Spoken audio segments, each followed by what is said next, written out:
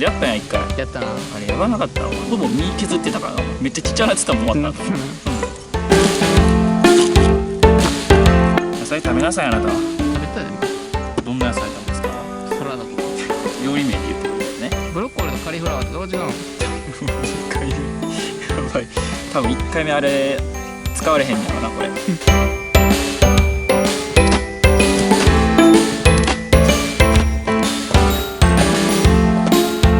カリフラワー。すげえなんか地面からブロッコリー入ってるみたいな。疲れてる。じゃあ俺水汲んでくるわ。あやばいバカ重い。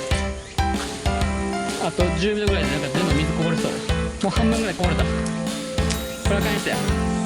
あかん。期待に沿えへん。あかんあかんあかん。あかん。なんでそこで捨てた？